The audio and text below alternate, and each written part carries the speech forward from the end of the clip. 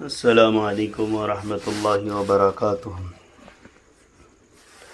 نحمده ونصلی علی رسولہ الکریم، اما بعد فاعوذ باللہ من الشیطان الرجیم، بسم اللہ الرحمن الرحیم۔ والعصر ان الانسان لفی خسر الا الذین آمنوا وعملوا الصالحات وتواصوا بالحق وتواصوا بالصبر، صدق اللہ العظیم۔ محترم بزرگ و دوستوں، معزز خواتین اعزام، اللہ کا بہت بڑا کرم ہوا، اللہ تعالیٰ نے بہت بڑا فضل ہوا کہ دین کی بات سننے کا ایک سنہرا موقع نصیب ہوا۔ اللہ تعالیٰ ہم سب کو عمل کی توفیق عطا فرمائے، کہیں سنی باتوں میں اللہ کی توفیق مرحمت عطا فرمائے۔ دین پر چلنا بہت آسان ہے، دین زندگی میں محنت سے آتا ہے۔ دو باتیں ہیں، ایک ہے انسان بننا، دوسرا ہے انسان کے اندر ایمان والی محنت کرنا۔ جناب محمد رسول اللہ آقائے دو عالم، تاجدار انبیاء، شفیع المذنبین، رحمت للعالمین صلی اللہ علیہ وسلم نے اپنی زندگی میں بڑے ہونے کے بعد، یعنی بالغ ہونے کے بعد 15 سال کی عمر سے 40 سال کی عمر تک عرب لوگوں پر انسان بنانے کی محنت کی۔ گویا 25 سال کا عرصہ آپ نے قریش اور اس کے قبائل کو انسان بنایا۔ انسان بنانے میں بہت محنت پڑنی پڑی، مختلف گناہ کے عادی تھے، مختلف خرابیاں ان کے اندر تھی، ظلم زیادتیاں تھیں، غلاموں کو تیر کا نشان بناتے تھے، عورتوں کو باندیوں کی طرح استعمال کرتے تھے، بلکہ عورت کا کوئی ان کے ہاں مقام ہی نہیں تھا۔ بیٹی کا پیدا ہو جانا ان کے یہاں شرمندگی کا باعث تھا۔ کسی کی زیادہ لڑکیاں ہو جاتی تو وہ سر جھکائے پھرتا، اور بعض تو اپنے شرم کے مارے اپنی بچیوں کو زندہ دفن کر دیتے تھے۔ اللہ تبارک و تعالیٰ قرآن پاک میں سوال کرتا ہے، وَإِذَا الْمَوْءُودَةُ سُئِلَتْ بِأَيِّ ذَنبٍ قُتِلَتْ۔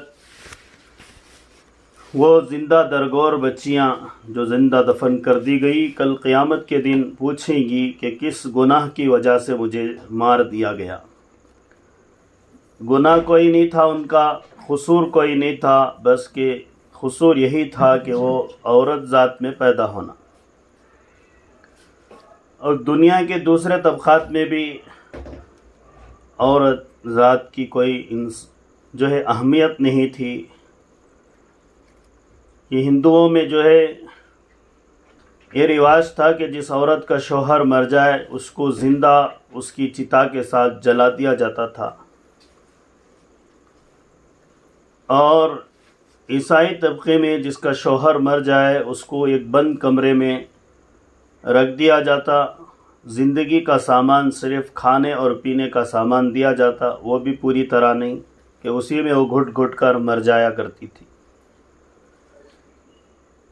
اللہ تبارک و تعالیٰ نے جناب محمد رسول اللہ صلی اللہ علیہ وسلم کے طفیل مردوں کے ساتھ خواتین کو بھی اللہ تعالیٰ نے عزت افزائی عطا فرمائی۔ آپ نے جو نکاح جتنے کیے ہیں خواہش نفس کی وجہ سے نہیں کیے، بلکہ ایک عورت کے اعزاز کو، اس کی عزت کو بخشنے کے لیے آپ نے نکاح کیے ہیں۔ حالانکہ آپ کا جو نکاح ہوا وہ آپ سے بڑی عمر والی 15 سال بڑی عمر والی عورت سے نکاح ہوا، جو مکہ کی مالدار خواتین میں شمار ہوتی تھی۔ ان کے اس سے پہلے 2 شوہر تھے، دونوں انتقال ہو گئے تھے۔ آپ کی طرف آپ کے اخلاق کو، آپ کے کردار کو، آپ کے صفات کو دیکھ کر آپ کی تجارت میں سفر ایک مرتبہ ہوا حضرت خدیجہ بنت خویلد کے مال ہی سے ہوا، تو دوسری دفعہ جب حضرت خدیجہ نے آپ کو خود سرپرست بنا کر تاجر بنا کر بھیجا تو آپ بڑے سرمایے سے واپس آئے، اچھا کیپٹل لے کر آئے۔ حضرت خدیجہ رضی اللہ عنہا کو پتہ چلا کہ آپ کا نکاح کے لیے تلاشی کی جا رہی ہے، تو خود حضرت خدیجہ رضی اللہ عنہا نے اپنے خادم کے ذریعے پیغام بھیجا، تو اللہ کے نبی صلی اللہ علیہ وسلم نے اسے قبول کیا اور آپ کے نکاح میں آ گئیں۔ اس وقت حضرت ابو طالب جو آپ کے چچا ہیں وہ یہ خطبہ پڑھتے ہیں نکاح کے وقت کہ میرا بھتیجا اخلاق میں اعلیٰ ہے، کردار میں اعلیٰ ہے، حسن سلوک میں اعلیٰ ہے، امانت میں اعلیٰ ہے، عزت اور رتبے میں اعلیٰ ہے، ہاں اس کے پاس مال نہیں ہے، وہ مالدار نہیں ہے، تمام مکہ کے نوجوانوں میں خوبصورت ہے، خوب سیرت ہے، با اخلاق ہے، بہت کم گفتگو کرتا ہے، نیک ہے، امانت دار ہے، لین دین میں معاشرے میں اس کا اچھا چرچا ہے، لیکن اس کے پاس مال نہیں ہے۔ یہ قصبے کے الفاظ ہیں۔ حضرت خدیجہ بنت خویلد کے نکاح میں آنے کے بعد اللہ کے نبی صلی اللہ علیہ وسلم سے حضرت خدیجہ کے ہاں اولاد ہوتی ہیں۔ اللہ کا کرنا یہ ہوتا ہے کہ آپ کو اللہ تعالیٰ جو ہے مادہ اولاد ہی دیتا ہے، یعنی لڑکیاں ہی ہوتی ہیں۔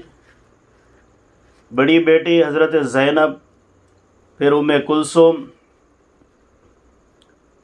پھر رقیہ، پھر فاطمہ رضی اللہ عنہن، یہ بچیاں پیدا ہوتی ہیں۔ اس کے بعد ایک لڑکے پیدا ہوتے ہیں، ان کا انتقال ہو جاتا ہے، وہ زیادہ عمر نہیں پاتے ہیں۔ اب اللہ تبارک و تعالی ان لڑکیوں میں حضرت زینب کا نکاح حضرت ابو العاص سے ہونا مقدر میں ہوتا ہے، اور حضرت رقیہ ام کلثوم کا نکاح ابو لہب کے دو لڑکے عتبہ شیبہ سے ہوتا ہے، جو آپ کے چچا زاد بھائی ہوتے ہیں۔ حضرت فاطمہ ابھی چھوٹی بچی ہوتی ہیں۔ جب آپ صلی اللہ علیہ وسلم عرب اور مکے کے اندر اپنے اخلاق والی محنت، امانت والی محنت، انسان بنانے والی محنت، ایسے لوگوں کو انسان بنایا جو جانوروں سے بدتر تھے، اخلاق و اعلیٰ کمینہ پن تھا، بد اخلاق لوگ تھے۔ پوری دنیا میں بڑی بڑی حکومتوں میں لوگ سیاست کرتے تھے، بڑی بڑی طاقتیں تھیں، لیکن کوئی بھی ان کے اوپر حکومت کرنے تیار نہیں ہوتا تھا، اس لیے کہ حکومت کرنے کے لیے اچھے لوگوں کے اوپر ہی حکومت ہوتی ہے، اس لیے کوئی بھی دنیا کا حاکم ان کے اوپر حکومت کرنے تیار نہ تھا۔ سرکار دو عالم صلی اللہ علیہ وسلم ان کے اوپر اتنی محنت کی ہے کہ وہ انسان بن گئے، ان کے اندر اخلاق آ گئے، جھوٹ نکل گیا، سچائی آ گئی، برائیاں ختم ہو گئی، ان کی اپنی نسل کی، چاہے وہ مرد بچہ ہو چاہے وہ عورت بچی ہو، اس کی حفاظت کی ذمہ داری ان کے اندر آ گئی۔ خود سرکار دو عالم صلی اللہ علیہ وسلم کے یہاں وہ امانتیں رکھا کرتے تھے، اپنی بچیوں کی عصمت کی، عزت کی حفاظت سرکار دو عالم صلی اللہ علیہ وسلم کے گھر کو سمجھتے تھے کہ عزت کی بینک اللہ کے نبی صلی اللہ علیہ وسلم کا گھر تھا، عصمت کی بینک اللہ کے نبی صلی اللہ علیہ وسلم کا گھر تھا، امانت اور رقوم کی بینک اللہ کے نبی صلی اللہ علیہ وسلم کا گھر تھا۔ جب اللہ کے نبی صلی اللہ علیہ وسلم کو اطمینان ہوا تو اللہ تبارک و تعالیٰ نے آپ کو نبی بنایا۔ آپ نبی بننے سے 6 ماہ پہلے غار ثور میں تشریف لے جاتے، وہاں آپ تشریف رکھتے تھے، وہاں سے سیدھے آپ کو مکہ نظر آتا، اس مکے میں آپ ہوتے، غار ثور سے آپ مکہ مکرمہ بیت اللہ کو دیکھتے اور سیدھے عبادت کرتے۔ آپ اپنے گھر سے ستو پھاک کر لے جاتے، جب وہ ختم ہو جاتا تو پھر آتے۔ انہی مہینوں میں اللہ تبارک و تعالی حضرت جبرائیل امین کو اتارتا ہے، تو پہلی نظر میں اللہ کے نبی صلی اللہ علیہ وسلم جبرائیل امین کو دیکھتے ہیں، وَلَقَدْ رَآهُ بِالْأُفُقِ الْمُبِينِ، کہ ان کو دیکھا اپنے آسمان اور زمین کے برابر، تو مشرق اور مغرب کے برابر کے پیچھے کا سورج چھپ گیا اور سامنے اندھیرا ہو گیا۔ اتنے بڑے قوی ہیکل ایک فرشتے کو دیکھ کر آپ کو گھبراہٹ ہو جاتی ہے۔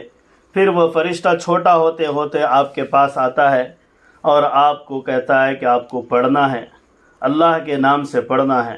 آپ کہتے ہیں مجھے پڑھنا نہیں آتا، تو حضرت جبرائیل کہتے ہیں نہیں، اللہ پاک ہے، عزت والا ہے، اسی کے نام سے پڑھنا ہے۔ وہ تمہارے دلوں میں بات کو بٹھائے گا، اب اسی کی بات کو کہنا ہے۔ یہ نبوت کی دعوت اور نبوت کی محنت جب مل جاتی ہے، آپ اپنے گھر کو لوٹتے ہیں، اپنی پیاری بیوی جو آپ سے بڑی عمر والی تھی، آپ کی ہر حال کو سمجھنے والی تھی، آپ کے دکھ و درد کو سمجھنے والی تھی، اس کے گود میں آپ لیٹ جاتے ہیں، تھر تھراتے ہیں، اور آپ کہتے ہیں اپنی بیوی حضرت خدیجہ رضی اللہ عنہا سے، زمیلونی، مجھے چادر اڑا دو۔ آپ کو بخار چڑھ جاتا ہے، رات گزرتی ہے۔ حضرت خدیجہ رضی اللہ عنہا اس وقت جو اپنے شوہر کو بات کہتی ہیں، وہ بات بڑے سننے کے اور عمل کرنے کے قابل ہے۔ فرماتی ہیں انک لتحمل الکلہ، آپ جو ہے نہیں کمانے والے کو کمانا سکھاتے ہیں، نادار کو روزی روٹی کے اسباب مہیا کرتے ہیں، مسکین کے فاقے آپ برداشت نہیں کرتے، اس کے گھر کا اناج مہیا کرتے ہیں، آپ امانت دار ہیں، آپ منصف ہیں، آپ با اخلاق ہیں۔ اللہ تبارک و تعالیٰ سے امید ہے کہ آپ کو اللہ تعالیٰ ضائع نہیں کرتا۔ یہ تسلی اور دلاسا دیتی دیتی صبح سویرے اپنے چچازاد بھائی جو عالم دین ہوتے ہیں، ورقہ ابن نوفل رضی اللہ عنہ کے پاس لے کر جاتی ہیں۔ حضرت ورقہ رضی اللہ عنہ پوچھتے ہیں کہ تمہارے پاس کیا معاملہ ہوا؟ تو آپ کہتے ہیں کہ ایک قوی ہیکل، آسمان و زمین کے برابر ایک ناموس آیا جسے فرشتہ کہتے ہیں، اور اس نے یہ باتیں کہی کہ اللہ کے سوا کوئی معبود نہیں، پڑھو، اور اللہ تمہارے دل میں بساتا ہے، اور رب ہی کے نام کو لے کر پڑھنا ہے جس نے تمہیں اور ساری انسانیت کو پیدا کیا ہے۔ یہ جملے کہے ہیں تو حضرت ورقہ رضی اللہ عنہ کہتے ہیں کہ وہ یہی فرشتہ ہے، یہ وہی فرشتہ ہے جو حضرت موسیٰ اور حضرت عیسیٰ علیہ السلام کے پاس آیا کرتا تھا۔ حضرت موسیٰ عیسیٰ علیہ السلام کے پاس آنے والے فرشتے حضرت جبرائیل ہیں۔ آپ کو اللہ نے نبی بنایا ہے۔ اگر میں طاقتور ہوتا، اگر اب میں بوڑھا ہو گیا ہوں، میرے ہاتھ پیر کمزور ہو گئے ہیں، تو میں تمہارا ساتھ دے دیتا، لیکن تمہارا مسئلہ یہ ہے کہ اب تمہاری قوم تمہیں اپنے مکان سے، اپنے گھر سے، اپنی بستی سے، اپنے شہر سے نکال دے گی۔ سرکار دو عالم صلی اللہ علیہ وسلم کی آنکھ پر کپ کپی آ گئی، آنکھوں میں آنسو آ گئے۔ آپ نے پوچھا او مخرجیہم، کیا وہ مجھ کو نکال دیں گے؟ آپ صلی اللہ علیہ وسلم اپنے آنکھوں میں آنسو لیے پوچھ رہے ہیں کیا وہ مجھ کو نکال دیں گے؟ تو ورقہ ابن نوفل کہتے ہیں ہاں، ہر نبی کو اس کی قوم نے ہجرت کرنے پر مجبور کیا ہے، اور تمہیں بھی ہجرت کرنے پر مجبور کیا جائے گا۔ پھر حضرت رسول اللہ صلی اللہ علیہ وسلم آ جاتے ہیں۔ کئی دن تک اللہ کا کلام آپ تک نہیں آتا۔ برس ہو 6 ماہ کے عرصے میں جبرائیل سے بھی ملاقات نہیں ہوتی۔ اس دور میں اللہ کے نبی صلی اللہ علیہ وسلم صفا کی پہاڑی پر چڑھ کر اعلان کرتے ہیں، کیا تم اس بات کو مان لو گے؟ قریش، تمام قبائل قریش کو بلاتے ہیں، جو آپ کا خاندان ہے، 12 قبیلے ہیں، سب کو بلا کر اعلان کرتے ہیں کہ میں تمہارے درمیان امین ہوں، تم لوگ اس بات کو مانتے ہو، میری زبان مبارک سے جھوٹ نہیں نکلتا، تم یہ جانتے ہو، میں سچ کے سوا کچھ نہیں کہتا، یہ بات تمہیں معلوم ہے۔ اب میں یوں کہوں کہ اس پہاڑ کے پیچھے سے ایک لشکر آ رہا ہے جس کا گرد و غبار مجھے معلوم ہو رہا ہے، صبح میں یا شام میں لشکر پہنچ کر ہلاک کر دے گا تمہیں، کیا تم مان لو گے؟ تو سب نے ایک آواز کے ساتھ کہا ہاں، آنکھ موچھ کر آپ کی سچائی اور آپ کی صداقت کو ہم تسلیم کرتے ہیں، مانتے ہیں، یہ کہا۔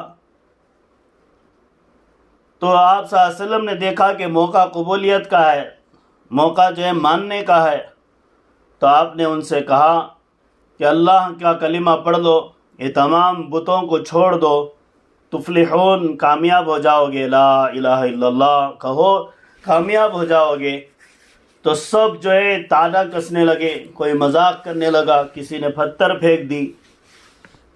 ابو لہب نے کہا لہٰذا جماعتنا یا محمد، تبا لک یا محمد، لہٰذا جماعتنا، محمد تیرا ناس ہو، نعوذ باللہ، کیا تو اسی واسطے جمع کیا؟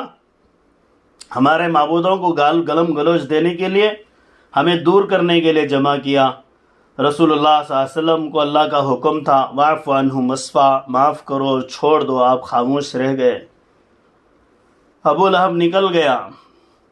اللہ تبارک و تعالیٰ نے ابو لہب کو جو ہے گستاخی رسول کرنے کی بنا پر بڑی سزا دیا۔ اسے کیڑے لگ گئے، اسے ڈھکیل کر گڑھے میں پھینک دیا گیا۔ اس کی بیوی جو آپ صلی اللہ علیہ وسلم کے اوپر کچرا اور آپ کے راستے میں کانٹے پھراٹے ڈالتی تھی، اللہ نے قرآن میں کہا کہ وامرأتہ حمالۃ الحطب، اس کی بیوی لکڑیوں کا بڑا گھٹر باندھ کر، خوب رسیوں سے باندھ کر سر پہ ڈھو کر لا رہی تھی۔ اس کا پیر پھسلا، اس سے رسنی نکلی اور گلے میں پھنسی، گھانٹی لگی اور مر گئی۔ فی جیدہا حبل من مسد۔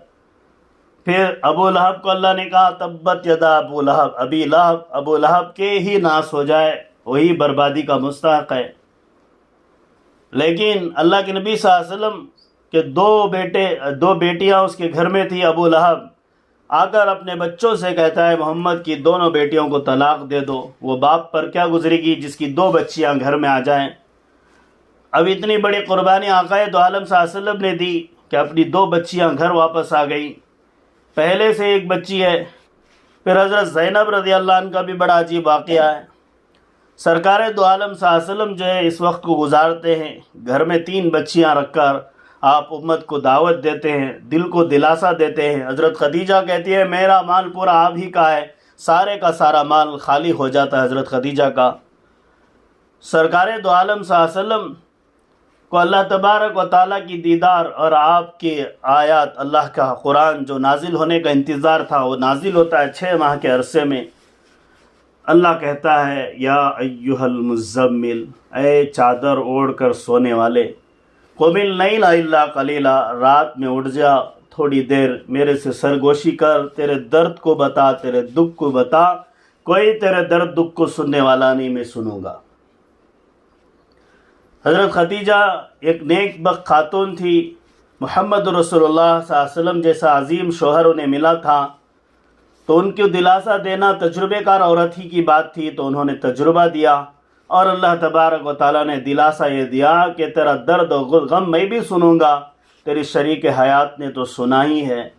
قم اللیل الا قلیلا نصفہ او انقص منہ قلیلا، رات یا پوری یا آدھی، او زد علیہ ورتل القرآن ترتیلا، جو قرآن میں نے تیرے سینے میں بسایا ہے اس کو اپنی زبان مبارک سے میرے دربار میں کھڑ کر رات میں پڑھا کر، میرے تیرے درد کو، تیرے دکھ کو ہلکا کروں گا، تیرے بوجھ کو ٹھنڈا کروں گا۔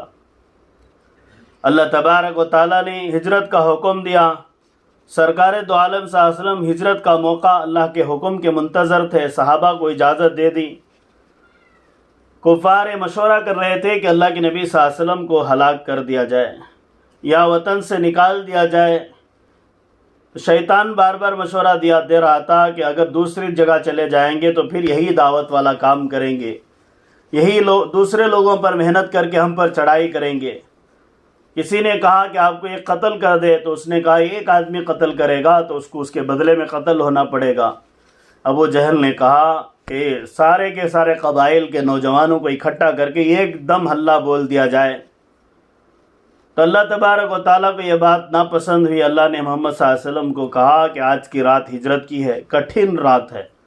حضرت علی رضی اللہ عنہ کو اللہ کے نبی صلی اللہ علیہ وسلم نے حکم فرمایا کہ میرے بستر پر سو جانا، اور یہ فلاں فلاں کی امانتیں ہیں۔ اس حال میں بھی امانتیں رکھتے تھے قریش، ساری باتوں کا اعتماد تھا، لیکن قبول اس بات کا نہیں تھا کہ وہ دین کی دعوت قبول نہیں کرتے تھے۔ ایمان اعمال کی باتیں قبول نہیں تھی، انہیں دعوت قبول نہیں تھی، بس ساری کی ساری چیزیں قبول تھیں۔ حضرت علی بستر پر آرام فرمائے۔ رات میں اللہ کے نبی صلی اللہ علیہ وسلم حضرت ابو بکر کے ساتھ نکلے، آپ نے آیت پڑھی وَجَعَلْنَا مِن بَيْنِ أَيْدِيهِمْ صَدًّا وَمِن خَلْفِهِمْ صَدًّا فَأَغْشَيْنَاهُمْ وَهُمْ لَا يُبْصِرُونَ۔ سورہ یاسین کی آیت پڑھی کہ اللہ اس مٹی کے کنکروں پر میں ان آیات کو دم کر رہا ہوں، پھینک دے، میں پھینک کر جا رہا ہوں۔ اللہ کہتا ہے وما رمیت اذ رمیت ولکن اللہ رمی، آپ نے جو کنکریاں پھینکی آپ نے نہیں پھینکی، آپ نے تو پھینک دی، ہم نے آنکھوں میں پہنچا دی۔ وہ کفار قریش نوجوان آپ کے جو قاتل بن کر آئے تھے وہ آنکھیں لگڑتے رہے، اللہ کے نبی نکل گئے۔ صبح دیکھا کہ حضرت علی آرام فرما رہے ہیں، پوچھا کہ کہاں ہیں محمد صلی اللہ علیہ وسلم، ہجرت کر کے نکل گئے۔ تو میری ماں بہنوں، اللہ تبارک و تعالیٰ کا ایک پیارا نبی، لاڈلا رسول، آپ کی بیویاں، آپ کے بچے سب قربانیاں دیے اس دین کے خاطر۔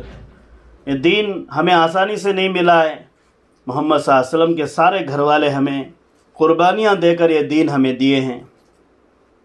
یہ دین پر چلنا بڑا آسان نہیں۔ ایک صحابی رضی اللہ عنہ کا واقعہ آتا ہے، وہ نکلتے ہیں، حضرت صہیب رومی رضی اللہ عنہ کا واقعہ ہے،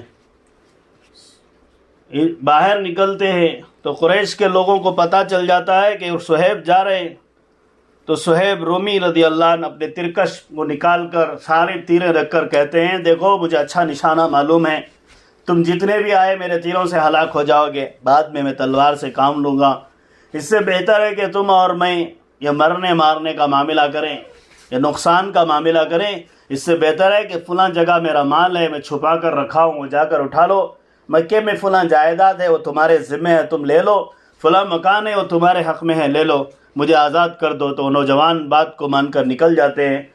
سرکار دو عالم صلی اللہ علیہ وسلم کے پاس حضرت صہیب رومی رضی اللہ عنہ پہنچنے پر اللہ کے نبی صلی اللہ علیہ وسلم فرماتے ہیں صہیب تم نے بہت اچھے نفع والی کمائی جو کمایا وہ بہترین کمائی اللہ نے تمہارے لیے قرآن میں آیت نازل فرمائی وَمِنَ النَّاسِ مَن يَشْرِي نَفْسَهُ ابْتِغَاءَ مَرْضَاتِ اللَّهِ، کہ بہت سے بعض لوگ ایسے ہیں کہ جو اپنی جان کے بدلے دنیا کو بیچ کر آخرت کے لیے اپنی جان کو بیچ دیتے ہیں۔ اتنی بڑی بات بتائی، حضرت ابو العاص بدر کے قیدی بن کر آتے ہیں۔ حضرت زینب رضی اللہ عنہ جو سرکار دو عالم صلی اللہ علیہ وسلم کی دختر ہیں،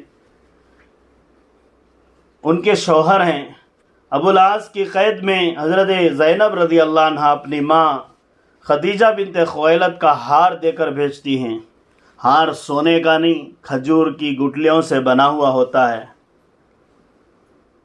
اور اس میں پیتل یا تانبے کے منکے لگے ہوئے ہوتے ہیں، پوت لگی ہوئی ہوتی ہے۔ ایسا ہی ہار آتا ہے، اللہ کے نبی صلی اللہ علیہ وسلم اسے دیکھ کر آنکھوں میں آنسو بہاتے ہیں، صحابہ سے مشورہ کرتے ہیں کہ ابو العاص کو اس شرط پر چھوڑ دیں کہ وہ میری بیٹی کو وہاں سے واپس کر دے۔ حضرت ابو العاص رضی اللہ عنہ واپس لوٹتے ہیں اور مکے میں زندگی گزارتے وقت اپنے بھائی کے ساتھ واپس کرتے ہیں تو قریش کو یہ پتہ چل جاتا ہے کہ محمد صلی اللہ علیہ وسلم کی بیٹی کھلم کھلا کیسے جا سکتی ہے، ایک نالائق آپ کی برچہ مارتا ہے، پھر کسی طرح سرکار دو عالم صلی اللہ علیہ وسلم تک آپ کو پہنچایا جاتا ہے، اسی زخم کی وجہ سے آپ شہید ہو جاتی ہیں۔ کتنی بڑی قربانیاں ہیں، یہ معمولی قربانیاں صحابہ صحابیات نہیں دیے ہیں، حضرت یاسر کے پورے گھر والے قربانیاں دیے ہیں۔ دین قربانیوں سے آتا ہے، مزاحمت سے آتا ہے، محنت سے آتا ہے۔ دین پر چلنا جو ہے ایسا ہے، دین پر چلنا آسان ہے کہتے ہیں، دین قربانیوں کے ساتھ باقی رہتا ہے۔ بغیر قربانی کے دین زندگی میں نہیں آتا۔ ہمارے ایک ساتھی ابھی پرسوں واقعہ سنا رہے تھے کہ ایک بستی میں جماعت گئی، اور جماعت وہاں پہنچنے کے جماعت نہیں، ایک بستی میں ایک لڑکی کا نکاح ہوا، بالکل ایسی لڑکی جو عالمہ تھی، اللہ کے راستے میں چلی ہوئی تھی، نیک گھرانے کی بچی، با اخلاق تھی۔ اس سے ایسے شوہر ملا کہ اسے نمازی نہیں، بے نمازی شوہر، طہارت کا کوئی علم نہیں، گاؤں والوں کو بھی پتہ نہیں کہ طہارت کیا چیز ہے۔ ایسی جگہ اس کا نکاح ہو گیا۔ لڑکی جب اپنے سسرال پہنچی، 1 دن 2 دن 5 دن گزر گئے تو اذان کی آواز نہیں آئی، تو اپنے شوہر سے پوچھا کہ ہمارے گاؤں میں اذان نہیں ہوتی ہے، ہمارے گاؤں میں اذان نہیں ہوتی ہے. تو اس نے کہا نہیں، یہاں کیا وہی کوئی مسجد بھی نہیں ہے؟ اس نے کہا مسجد تو ہے، اذان نہیں ہوتی ہے، ہم مسجد کی طرف جاتے بھی نہیں ہیں. اچھا بیچاری خاموش رہ گئی کہ ابھی سے کوئی اور بات نہیں کرنا ہے. پھر چند دن کے بعد کہا کہ میں آپ سے اس بات کی اجازت مانگتی ہوں کہ میرے گھر میں کہ محلے کی تمام عورتوں کو جمع کر کے دین کی باتیں سکھاؤں، اجتماع کروں اور تعلیم و تعلم سیکھنا سکھانا کروں، مکتب پڑھاؤں، یہ سب نظام کی آپ اجازت دے دو. شوہر نے کہا اچھی بات ہے، کرو. اجازت دے دیا تو اس نے عورتوں پر محنت کی. ساری کی ساری عورتوں کو جب دیندار بنائی تو ان عورتوں سے کہا کہ یہاں مسجد ہے، اب یہ سب چیزیں ہیں، چھوٹے بچوں کو پڑھانا ہے، مسجد بند پڑی ہے. ہم نے تو عورتوں میں تو کام ہو گیا کہ ہم نماز پڑھنے والی ہو گئی، اپنے مردوں کو بھی اب ترغیب دیں.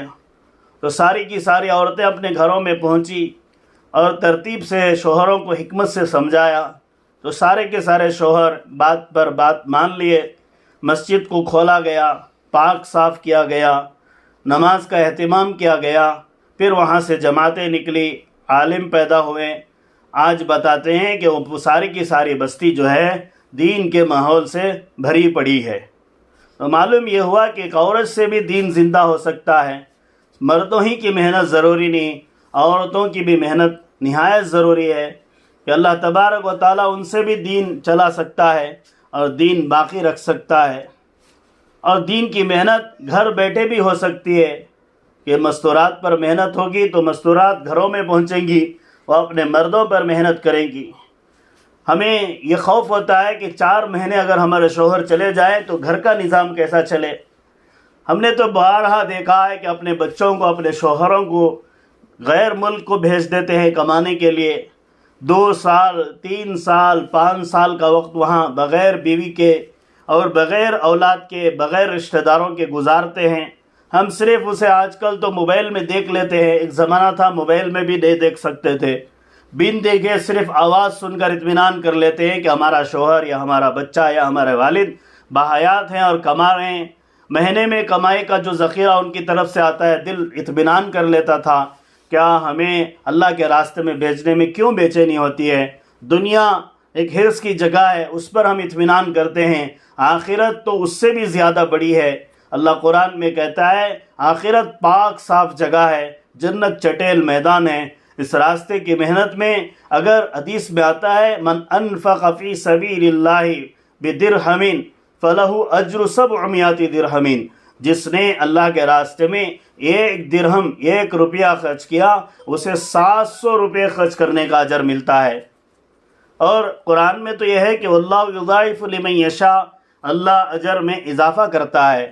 تو سرکار دو عالم جناب محمد رسول اللہ اور تمام صحابہ رضی اللہ عنہم اجمعین، تمام صحابیات رضی اللہ عنہن اجمعین، انہوں نے جو قربانیاں دی ہیں. ایک عورت صحابی کا قصہ ہے فضائل اعمال میں کہ اللہ کے نبی کی وفات ہو گئی، یہ خبر ان کے کان کو پہنچتی ہے. تو وہ راستے میں گزرتے ہوئے وہاں سے وہ مجاہدین بدر کے لوٹ رہے ہوتے ہیں، احد کے مجاہدین لوٹ رہے ہوتے ہیں. تو پوچھتے ہیں کہ اللہ کے نبی کیسے ہیں؟ کوئی کہتا ہے کہ تمہارا بیٹا انتقال کر گیا. پھر آگے بڑھتے ہیں، کہتے ہیں کوئی کہتا ہے تمہارے والد انتقال کر گئے. پھر آگے بڑھتی ہے تو کہتے ہیں تمہارے شوہر انتقال کر گئے. یہ سب برداشت کرتے ہوئے کہتی ہے اللہ کے نبی صلی اللہ علیہ وسلم کیسے ہیں؟ تو جب قریب سے دیکھتے آقا دو عالم صلی اللہ علیہ وسلم کو اپنی آنکھوں سے تو بہت خوش ہو جاتے ہیں کہ سرکار رہے تو میری زندگی ہے. سرکار دو عالم صلی اللہ علیہ وسلم رہیں تو میری زندگی ہے. تو میری ماں بہنوں، ہمیں اللہ کے نبی کا بھی عشق ہونا، اللہ کے نبی کا عشق کا مطلب یہ ہے کہ ہماری زندگی میں اللہ کے نبی کے گھر کی سنتیں زندہ ہو جانا. اللہ کے نبی کے گھر کی سنتیں کیا ہیں؟ ہم اپنی بچی کا نکاح کر کے دیتے ہیں. آج کل ایک نیا ماحول آ گیا ہے، ہر ماں یہ چاہتی ہے کہ بچی پھر واپس ہمارے گھر آ جائے. یہ غلط بات ہے. ہم نے نکاح کر کے دیا ہے دوسرے کے مکان میں، اور وہاں جو ہے اپنی بچی کو پھلنے پھولنے کے لیے، قربانی دینے کے لیے، خوشحالی ہو تو الحمدللہ، فاقے ہوں تو بھی الحمدللہ، اسے گزر بسر کرنے کے لیے نکاح میں دیا ہے. سرکار دو عالم صلی اللہ علیہ وسلم کے پاس حضرت فاطمہ رضی اللہ عنہ آتی ہیں اور آ کر واپس چلی جاتی ہیں۔ سرکار دو عالم صلی اللہ علیہ وسلم رات میں آتے ہیں عشاء کے بعد بیٹی کے گھر، دونوں میاں بیوی ایک ساتھ رہتے ہیں بستر پر، اچانک آپ کے آمد کی وجہ سے ہٹ جاتے ہیں۔ پھر حضرت فاطمہ سے پوچھتے ہیں سرکار دو عالم صلی اللہ علیہ وسلم اپنے لخت جگر سے، اپنی نور نظر سے پوچھتے ہیں، بیٹی تیرا کیا حال ہے، تو کیوں آئی تھی؟ وہ بیٹی کہتی ہے، خاموش اپنے گردن کو شرم کے مارے جھکا لیتی ہے کہ باپ سے کیا سوال کریں۔ حضرت علی کرم اللہ وجہہ کہتے ہیں، میں نے ہی بھیجا تھا کہ کچھ قیدی اور کچھ غلام آئے ہیں، ان میں سے کسی ایک کو لے کر آئے کہ حضرت فاطمہ پانی سینتے ہوئے اسے کمر میں گھٹے اور ہاتھ میں گھٹے پڑ گئے ہیں، برتن اور گھر کی صفائی کی وجہ سے کپڑے اور ہاتھوں میں میل رہتا ہے، اس کی وجہ سے میں نے خادم طلب کرنے کے لیے بھیجا۔ پیارے رسول صلی اللہ علیہ وسلم اپنی بیٹی کو اور داماد کو نصیحت کرتے ہیں، وصیت کرتے ہیں، بیٹی جب تم تھک جاتی ہو اپنے بستر پر جانے سے پہلے 33 مرتبہ سبحان اللہ پڑھ لینا، 33 مرتبہ الحمدللہ پڑھ لینا، 34 مرتبہ اللہ اکبر پڑھ لینا، بیٹی تمہاری تھکان پوری چلی جائے گی۔ آج کیا ہے کہ ہم یوں سوچ رہے ہیں کہ ہم اپنی بچی ہم جو خوشحال میں رکھے وہی باقی رہے، ارے ہم نے نکاح کر کے دے دیا۔ دیکھو وہ بچی کی طرح بنو کہ جہاں پہنچے تو وہاں جہالت ختم ہو جائے، ان کے گھر کے اندر عبادت آ جائے، فاقے والی زندگی اگرچہ ہو، اگر وہ ماڈرن ہیں تو ان کے ماڈرن کو بدلنا ہے، ہمیں دین کی محنت سے بدل سکتے ہیں۔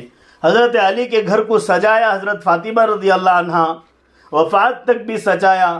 جب وفات ہونے کا ماحول تھا تو حضرت فاطمہ رضی اللہ عنہ اپنے بچوں کو پانی نہلاتی ہے،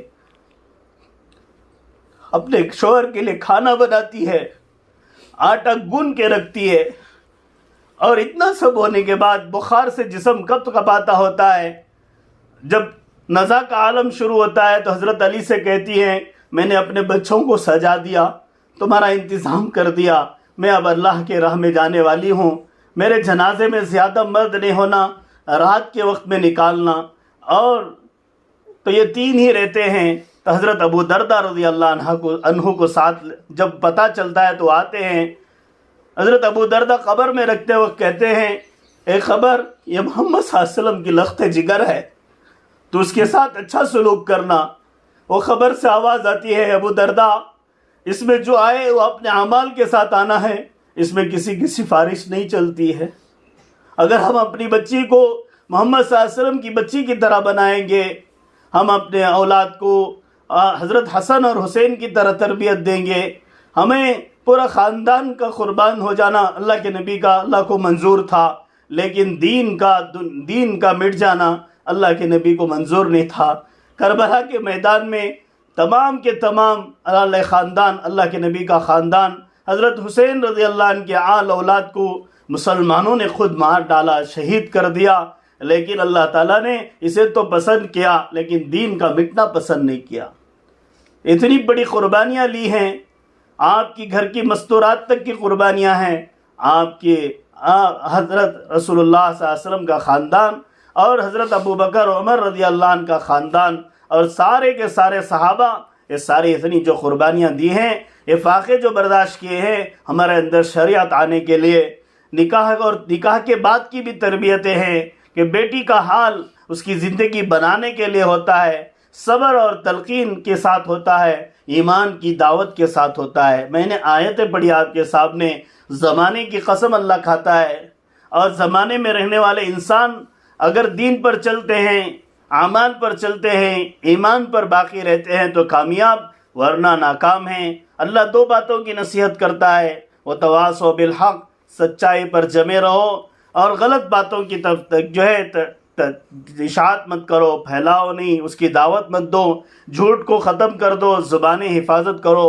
ہمیشہ ذکر اور تلاوت میں لگی رہو۔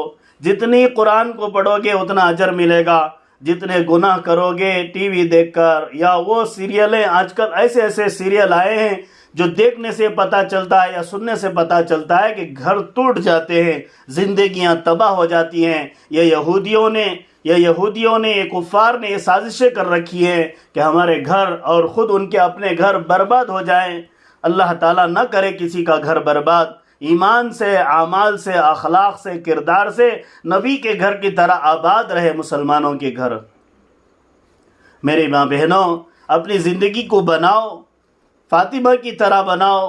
حضرت فاطمہ رضی اللہ عنہ رات میں اتنی تھکی ماندی اللہ کے دربار میں کھڑی ہوتی، 2 رکعت نماز پڑھتی، صبح ہو جاتی، وہ کہتی اللہ تیری رات کیوں چھوٹی ہو گئی۔ آج کہاں ہیں ہماری ماں بہنیں جو اپنے گھروں میں رات کے وقت روتی، اور ان کے رونے کی دعائیں ان کے بچوں کے حق میں قبول ہوتی۔ ان کے بچے جو ہے حسن حسین، اسی طرح رابعہ بصریہ کی اولاد، اسی طرح حسن بصری کی اولاد، اس طرح بڑے بڑے فلسفے غلام جو آئے تھے وہ بڑے بڑے عالم بن گئے، بڑے بڑے داعی بن گئے، بڑے بڑے دنیا کے جو ہے قابل انسان بن گئے۔ یہ رات کے رونے نے، ان کی ماؤں کے تڑپنے نے اللہ نے اسے قبول کیا۔ آج بھی اگر وہ مائیں زندہ ہیں، اپنی کروٹیں بدل لو، اپنی زندگی کا رخ بدل لو، گناہوں سے پاک ہو جاؤ۔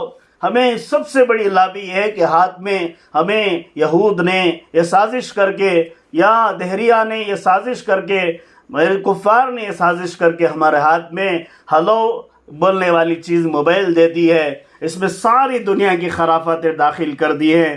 ہمیں خرافات دیکھ دیکھ کر ہمارا دماغ بھی گندا، ہمارا دل بھی ناپاک، ہماری زبان بھی ناپاک۔ ہم جو ذکر کریں وہ اللہ کو قبول نہیں۔ اللہ تبارک و تعالیٰ سے گناہ سے توبہ کریں، استغفار کریں، اپنے گھر والوں کو بھی استغفار کی ترغیب دیں، اور دعوت کا کام خوب کریں۔ ہر گھر کی مستورات اپنے رشتہ داروں میں، اپنے بھائی بہنوں میں، اپنے محرم بھائیوں میں، اپنے محرم رشتہ داروں میں دین کی بات کو پہنچائیں۔ ہمیشہ باپردہ رہیں اور پردے کا اہتمام کریں۔